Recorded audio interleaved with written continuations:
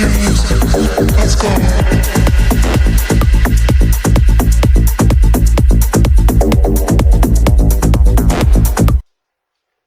Fala galera, bem-vindos ao Polêmicas Filosóficas e ao Nodual. Eu me chamo Alisson Santos e, como vocês já sabem, aqui no meu canal vocês encontram informações sobre os mais diversos e variados assuntos, tais como filosofia, história, cultura, música e atualidades. Então, se você ainda não está inscrito no meu canal, já se inscreve, ative o sininho e vem com a gente nesta incrível jornada no tempo. Nosso tema polêmico de hoje se refere ao nosso período conhecido como ditadura civil-militar, que ocorreu entre 1964 e 1985.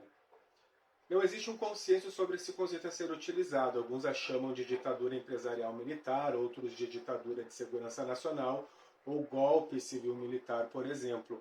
Eu costumo utilizar o conceito de ditadura civil-militar, pois compreendo que o golpe e a manutenção da ditadura, além de contar com a intervenção dos Estados Unidos, se caracterizou pela conjugação de interesses civis e também militares.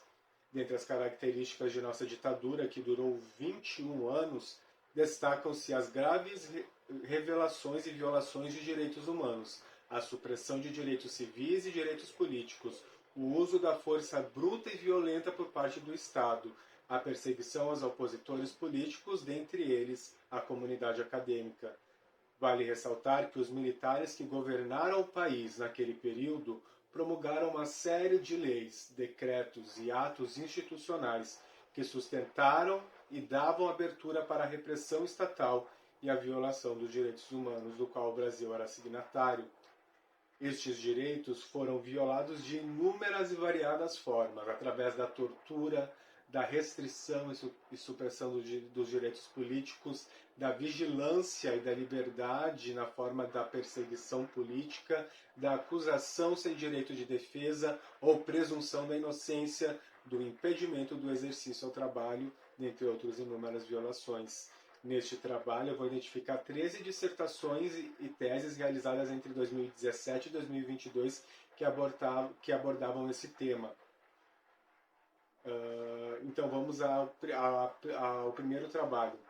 Ele se chama As Investigações contra Professores e Instituições de Ensino do Paraná pela Delegacia de Ordem Política e Social, DOPS-PR, durante a ditadura militar no Brasil de 1964 a 1985.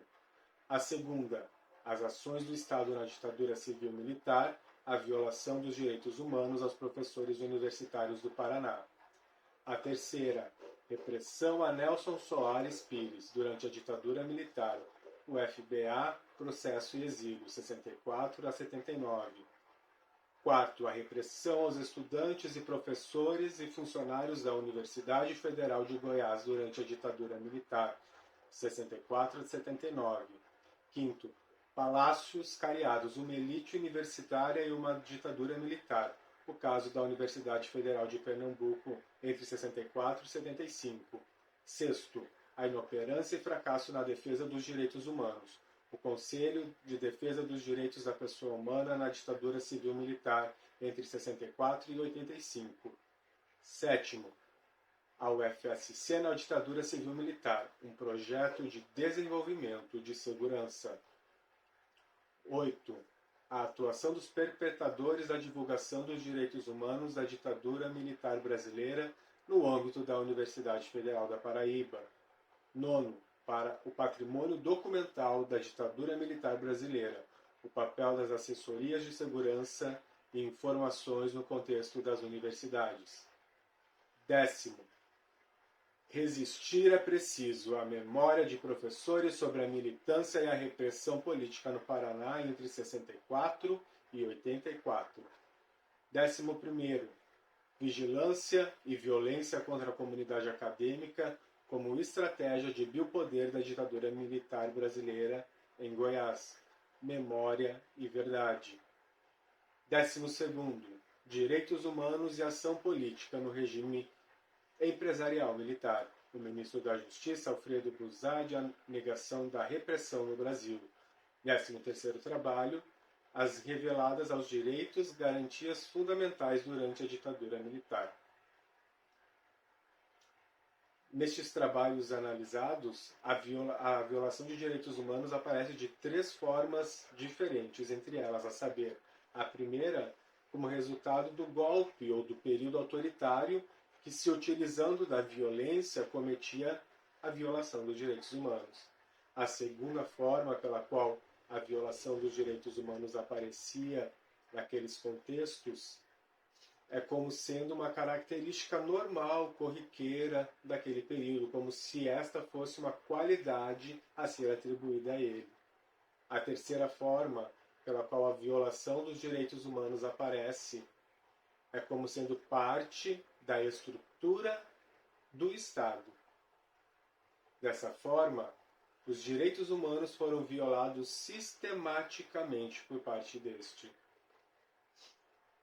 Para fins de economia de tempo, não tenho como resumir todos os trabalhos, eu escolhi apenas 3 trabalhos para apresentar um breve resumo deles.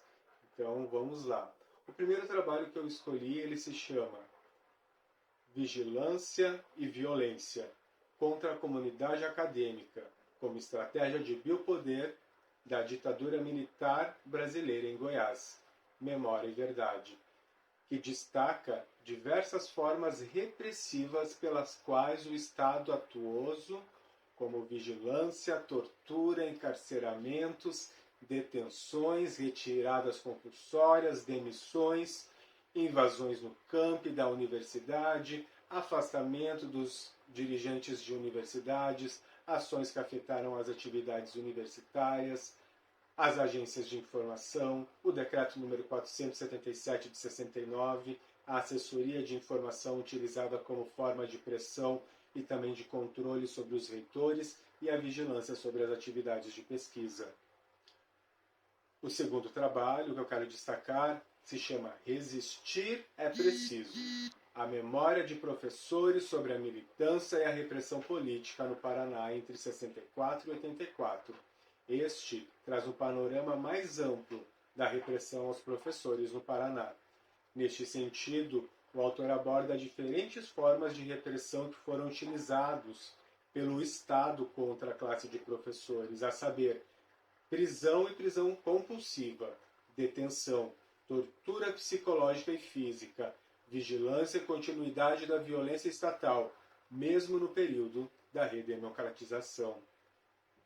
O terceiro trabalho que eu destaquei se chama As Ações do Estado na Ditadura Civil-Militar, a violação dos direitos humanos aos professores universitários do Paraná, que possui uma discussão que se estende para o grau da repressão, sendo essa repressão violenta, formulada pela violação da integridade física, bem como ações menos violentas também, caracterizadas pela restrição das liberdades individuais e civis.